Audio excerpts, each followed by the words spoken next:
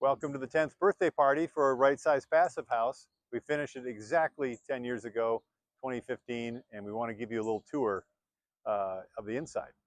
We were fortunate to be approached by this young family that was interested in living better, but living smaller. And the passive approach really made sense to them. They found this lot in Oak Park that they could build on. And so, yeah, we embarked on this journey. 10 years later, you can see how verdant it is with this wonderful garden with natives and trees and vegetables and fruits. It's a mid-block house, about 40-foot wide lot in Oak Park. And when we begin planning a house, we're always thinking about efficient and meaningful relationships of spaces and how they relate to light. But in this one, at about 1,800 square foot interior, we had to make every square inch count, absolutely. Here you can see at the entryway, we've got a wall that has a TV on one side, and then it also creates a visual screen to the entry bench and stuff. So it kind of makes a nice division of space, but lets light and vision pass through. The living room interior is characterized by this big approach or connection to the screen porch. And yeah, if I did it again, I'd sort of capitalize on that, have a little more opening, a little more natural light in this space, but it definitely works well.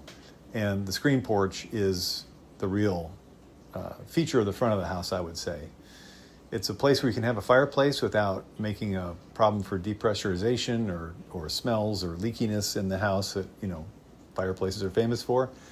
And it also becomes this kind of reinterpretation of a front porch. They can sit out there and they could be connected to their neighbors, but they got the screen so they don't have the mosquito connection.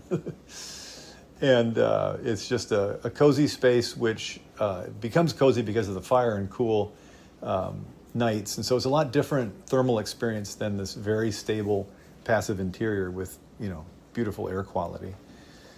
The first floor is basically a big open space with that one wall where the TV is, and then this other volume that the refrigerator settles into, and also has a little half bath in there, and that hides the little home office desk. So real compact, nice use of space, and they don't have a lot of stuff and clutter, and that really helps when you're living in a smaller house like this. But yes, the main event of this house is this central south-facing wall of light, which pours in, and because of the expanded stairway, it really gets into the first floor. On these mid-block houses, you don't get a lot of opportunities for vista, but you've always got an opportunity up and out to the beautiful Midwestern skies that are always changing.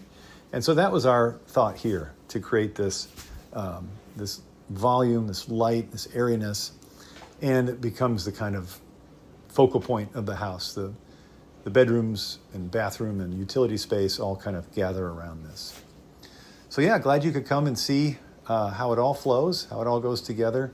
We had a great time working on this, and it's nice to see it doing great after 10 years.